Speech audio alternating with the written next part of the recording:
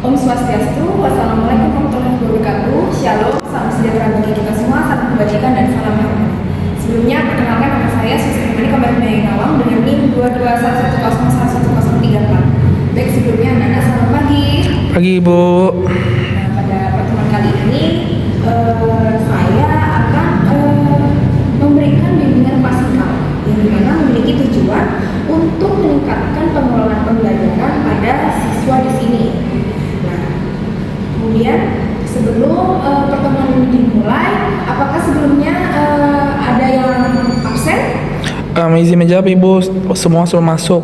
Oke, semua masuk ya. Nah, baik, untuk sebelum mengawali pertemuan kali pada hari ini, alangkah baiknya jika kita awali dengan berdoa ya anak-anak. Iya, Ibu. Berdoa sesuai dengan agama masing-masing, berdoa dimulai. Berdoa selesai. Baik, untuk berikutnya mengenai kesepakatan waktu. Bagaimana jika adik-adik pada pertemuan kali ini kita laksanakan selama 40 menit? Apakah adik-adik setuju? Setuju Ibu. Oke. Nah, kita langsung saja ya. Nah,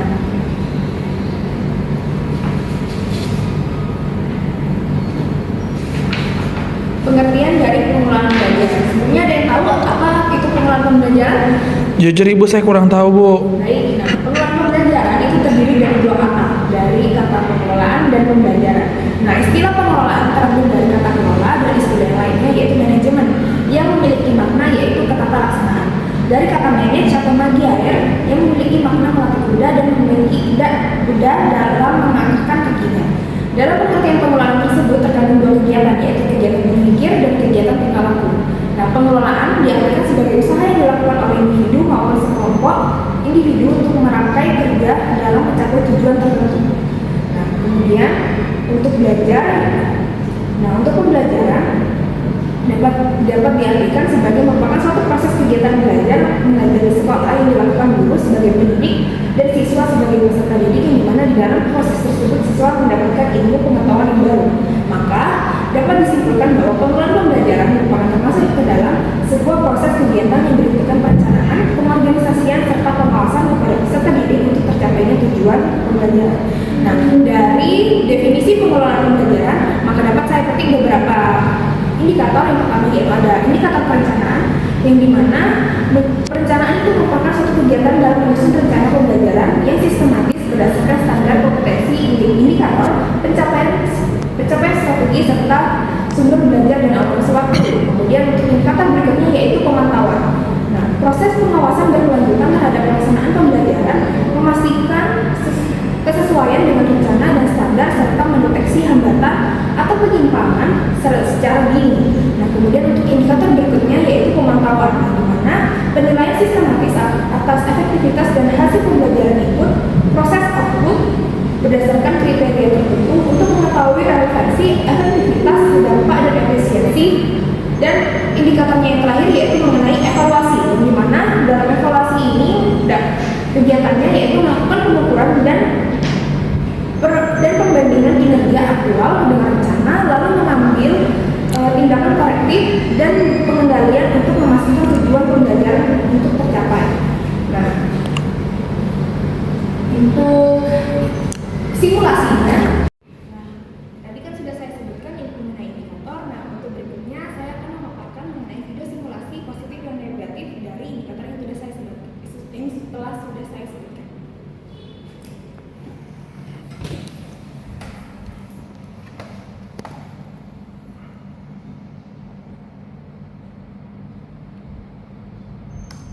Om Swastiastu, wassalamualaikum warahmatullahi wabarakatuh. Shalom, salam sejahtera bagi kita semua, salam kebajikan dan salam. Sebelumnya, perkenalkan nama saya Suster Mani Kombat Mei Nawang dengan NIM 221101134, yang dimana pada video kali ini saya akan menjelaskan terkait indikator proposal saya yang dimana tujuannya adalah pengembangan teknik behavioral dengan teknik self manajemen untuk meningkatkan pengelolaan pembelajaran di SMP 2 Sewu. Yang dimana yang pertama indikator utamanya yaitu mengenai perencanaan, yang dimana memiliki definisi bahwa tahap awal dalam manajemen yang menetapkan tujuan, strategi dan tindakan untuk mencapai target tertentu. Fungsi ini memberikan arahan, koordinasi serta dasar untuk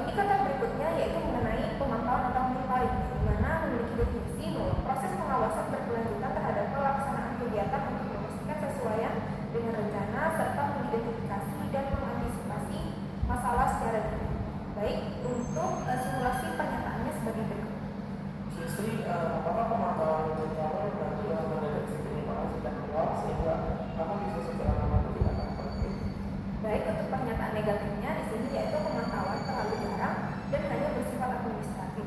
Jadi masalah sebenarnya baru diketahui saat terlambat.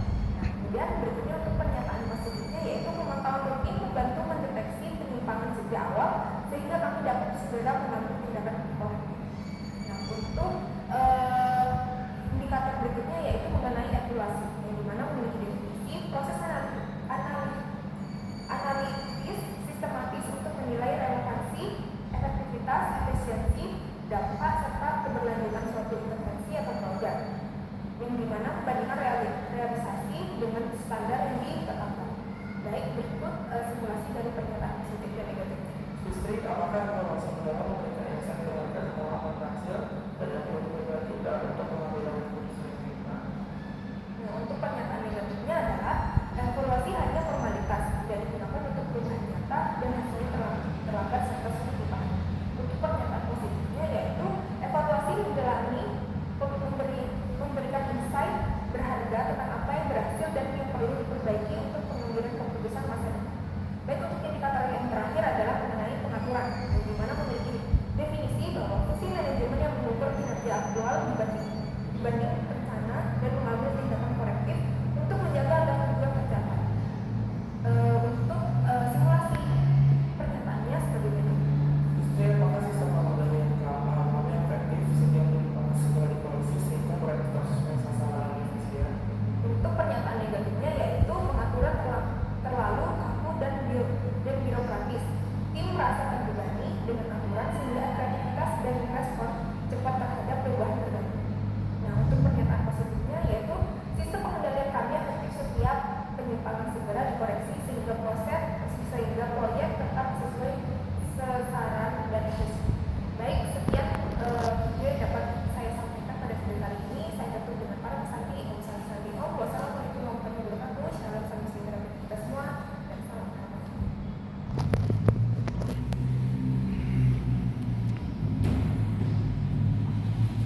Baik, sekian indikator yang bisa saya dapat beri. Kita beralih ya ke materi selanjutnya. Apakah adik-adik sudah siap? Siap, Ibu. Baik, untuk materi berikutnya mengenai penerapan kelas biasiah dengan teknik manajemen untuk meningkatkan pengalaman pembelajaran. Yang dimana langkah pertamanya yaitu mengidentifikasikan masalah belajar. Nah, langkah pertama dalam penerapan teknik manajemen adalah mengidentifikasi secara jelas masalah belajar yang dialami oleh siswa. Nah, pada tahap ini konselor bekerja dengan siswa untuk menggali berbagai aspek yang menghambat proses belajar seperti kurangnya motivasi, kebiasaan bertugas, kesulitan mengatur waktu, serta gangguan dari lingkungan sekitar. Nah, dalam proses ini dilakukannya melalui wawancara, observasi, atau penyusunan instrumen penilaian diri. Nah, tujuannya adalah agar nanti siswanya ke depannya dapat menyadari secara objektif masalah yang sedang dihadapi sehingga lebih siap dan termotivasi untuk melakukan perubahan. Nah, untuk penerapan selanjutnya yaitu menetapkan tujuan perubahan, yang dimana setelah masalah belajar telah diidentifikasi, konselor membantu siswa menyusun tujuan perubahan yang spesifik, realistis, serta terukur. Nah, tujuan ini harus dapat dijadikan acuan dalam proses monitoring dan evaluasi selanjutnya. Contohnya, jika siswa mengalami kesulitan dalam manajemen waktu, maka tujuan yang disepakati bisa berupa belajar mandiri minimal 2 jam setiap malam atau menyelesaikan tugas harian tanpa menunda. Nah, tujuan yang jelas akan memberikan arahan yang konkret serta meningkatkan rasa tanggung jawab siswa terhadap proses belajar. Nah, untuk berikutnya yaitu monitoring perilaku belajar, yang dimana pada tahap ini siswa diminta untuk melakukan self monitoring, yang dimana siswa itu harus mencatat dan mengamati sendiri perilaku belajarnya setiap hari. Nah, pencatatan ini dapat mencakup waktu belajar, durasi, jenis aktivitas belajar, tingkat fokus, serta hasil yang diperoleh.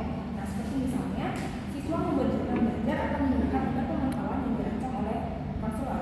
Nah, dalam monitoring ini sangatlah penting karena memberikan data tentang kemajuan atau hambatan yang dihadapi siswa dalam mencapai tujuannya serta mendorong kesadaran diri terhadap tanggung jawab belajar. Nah, untuk penerapan berikutnya yaitu evaluasi diri, di mana siswa melakukan self evaluation, yaitu menilai sejauh mana perilaku belajarnya apakah sudah sesuai dengan tujuan yang sudah ditetapkan. Nah, evaluasi ini mencakup refleksi terhadap pencapaian, kendala yang muncul, dan sikap terhadap proses belajar.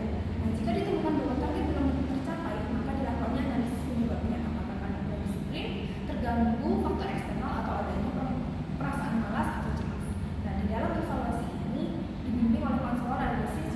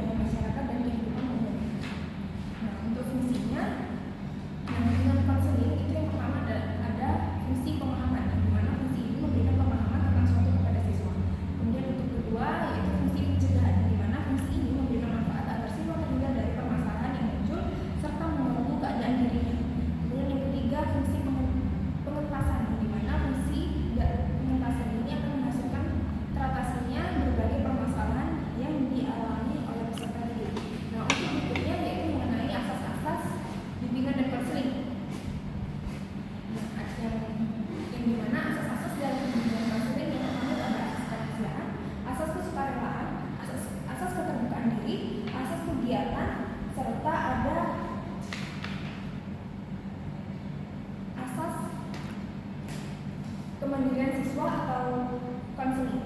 Nah, baik untuk teori yang terakhir yaitu mengenai teori behavioral, yang dimana konseling berkembang. Nah, konseling behavioral ini berkembang pertama kali diametkan dipelopori oleh G.C.D. Davis pada tahun 1998, yang dimana yang bekerja sebagai konselor di sekolah Detroit. Nah, hakikat manusia dalam pandangan para behavioris adalah pasif dan mekanistis. Manusia dianggap sebagai sesuatu yang dapat dibentuk dan diprogram sesuai dengan keinginan dalam behavioristik. Teori ini memiliki pandangan bahwa sifat manusia akan merespon kepada lingkungan dengan cara yang terbatas. Perilaku manusia dianggap hasil pengaruh dari suatu lingkungan, maka itulah yang membentuk seorang diri dari individu. Nah, teori behavioristik ini merupakan salah satu teori psikologi belajar yang menekankan bahwa perilaku manusia terbentuk dan dapat diubah melalui pengalaman atau hasil dari interaksi dengan lingkungan. Nah, teori ini memiliki fokus pada perilaku yang diamati, bukan dari pikiran atau perasaan internal.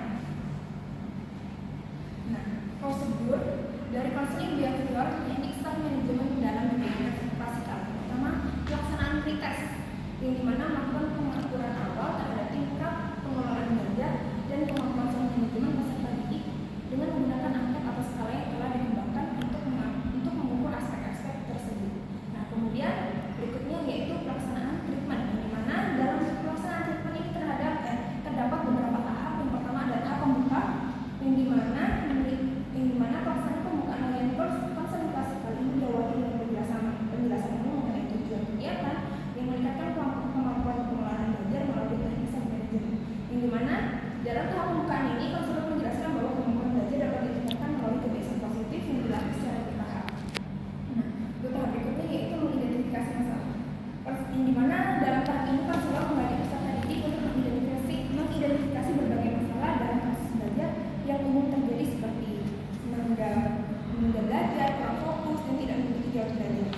Nah, untuk tahap berikutnya yaitu tahap pengalihan latar belakang masalah, yang dimana pada tahap ini konselor menggali lebih lanjut informasi mengenai kebiasaan belajar peserta didik seperti waktu yang digunakan untuk belajar di rumah dan bagaimana mereka menyelesaikan tugas atau respons saat menghadapi kesulitan belajar. Nah, untuk yang tahap berikutnya yaitu tahap penyelesaian masalah. Pada tahap ini konselor memberikan bimbingan kepada peserta didik mengenai cara penerapan teknik style manajemen dalam kehidupan belajar sehari-hari. Nah, untuk tahapnya yang kelima, tahap pengembangan keterampilan belajar, di mana dalam tahap ini konselor memberikan penguatan keterampilan belajar praktis yang mendukung keberhasilan penerapan style manajemen. Nah, untuk tahap yang terakhir yaitu tahap penutup, di mana konselor melakukan evaluasi akhir dan memberikan kesempatan kepada peserta didik untuk merefleksikan proses yang telah dilalui.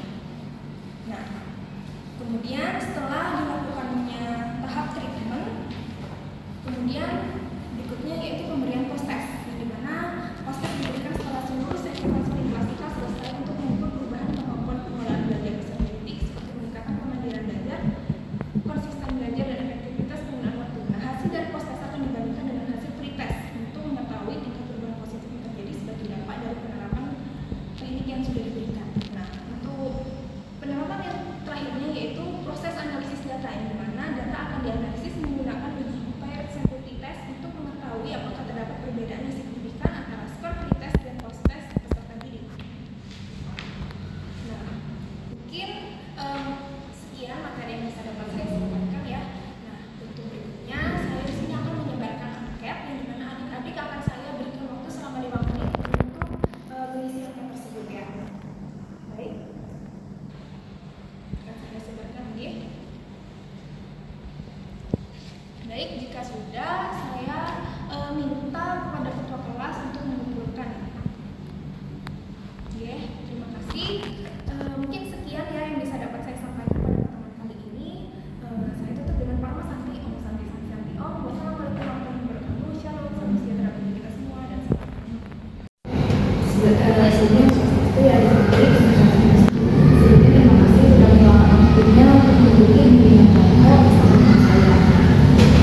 Seperti tadi hasil kuesioner yang sudah saya berikan, di mana hasilnya menyatakan bahwa adik-adik ini itu ada sesuatu yang harus memang sekolah perhatikan istilahnya, di mana dalam pengelolaan belajar adik-adik ini tergolong berat ya, dan saya mendapat laporan dari wali kelas tadi juga nilainya agak sedikit rendah dibandingkan dengan teman yang lainnya. Yang dimana di sini saya akan memberikan sebuah bantuan gitu ya, atau menganalisa kenapa adik-adik ini nilainya turun gitu ya.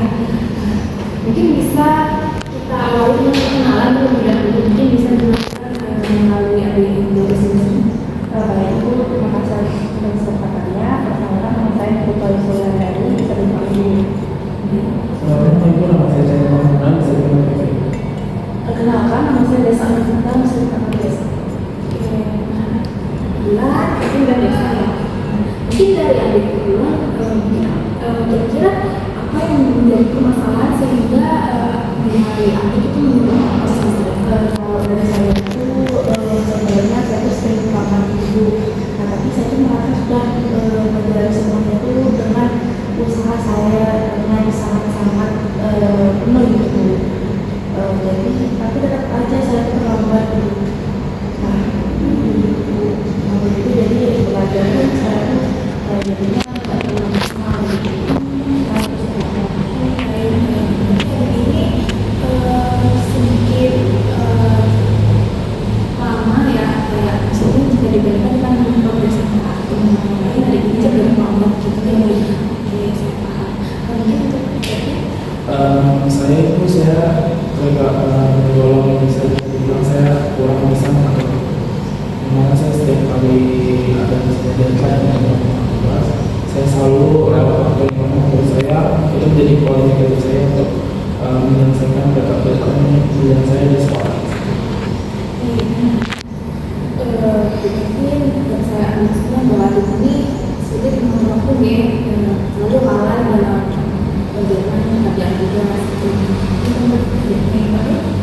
kalau saya sering menjalankan tugas itu kadang tugas yang 20 minggu depan saya padahal itu waktunya agak lama tapi saya sering menunda sehingga di H-1 itu belum saya kerjakan. Jadi dari permasalahan adik-adik ini dapat saya ambil kesimpulan ya bahwa adik-adik ini sulit dalam mengatur waktu ya. Jadi nggak tahu apa yang menjadi harus prioritas. Jadi adik-adik itu lebih memilih untuk santai, lebih kayak dan anak adik kelola akhirnya mempengaruhi nilai akhir adik-adik. Nah, mengingat bahwa adik-adik ini kan sudah setengah kelas 3 ya, banyak ujian harus lagi lulus, mungkin jika motivasi dari adik-adik itu lebih ditingkatkan lagi gitu ya, jangan terlalu lain gitu kan, belum udah mau lulus. Jadi mungkin anak baiknya adik-adik untuk bijak dan bijak. Mungkin salah satu solusi yang bisa saya adaptasi membuat jadwal kerja, terus harus tahu apa yang menjadi prioritas. Mungkin sekian yang dapat saya sampaikan.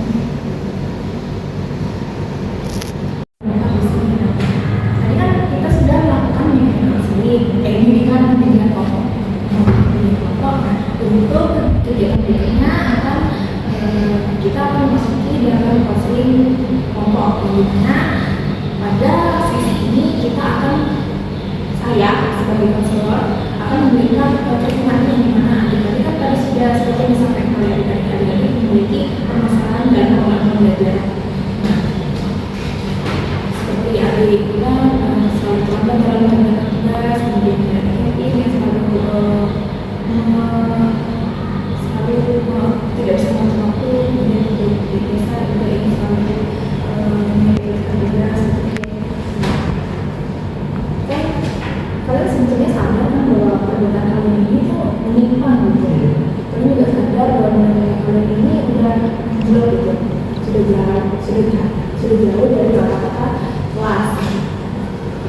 Kira-kira kalian tahu nggak kalau misalnya menjadi pribadi yang lebih baik, gitu, nggak mau gitu kayak berhenti di sini aja gitu. Jadi di sini saya akan memberikan salah satu solusi lah, di mana yang pertama kalian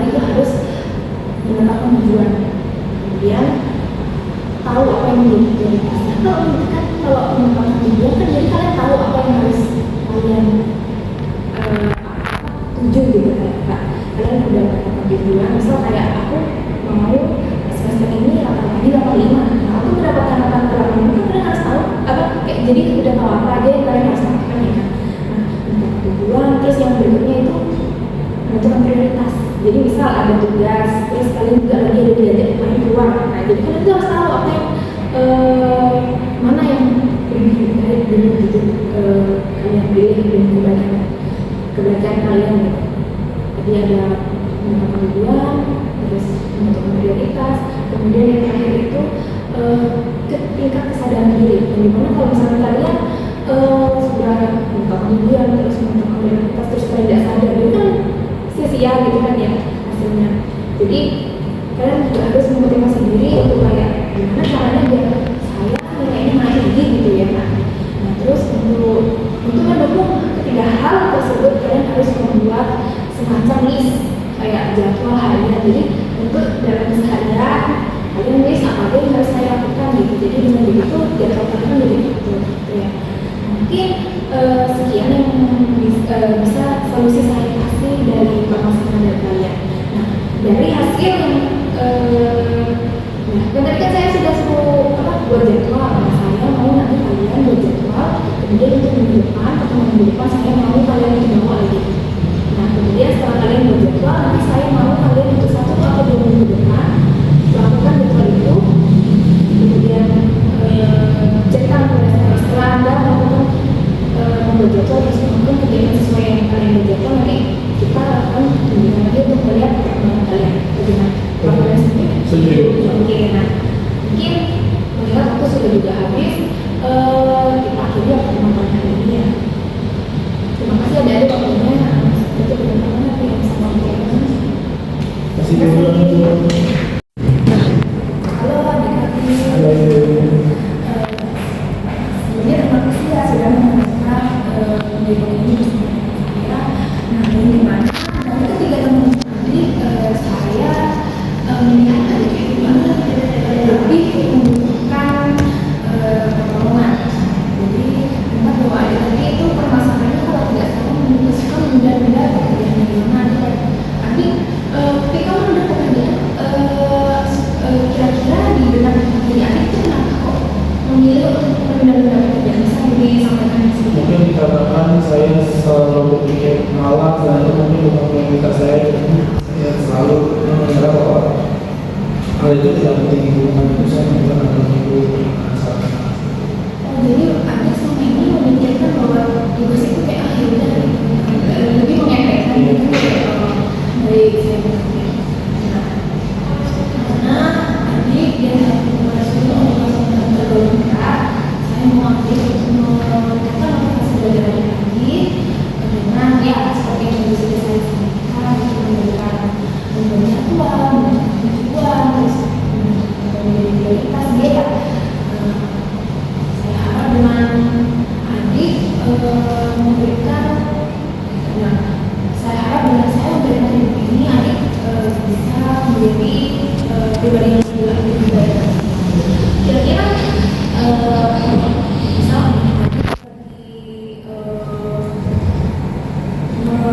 lagi menyampaikan tugas, biasanya adik itu lebih memilih nama yang gitu daripada kerja tugas. Saya lebih memilih permainan tenang atau bermain gadget seperti itu. Saya selalu melakukan hal itu seperti itu.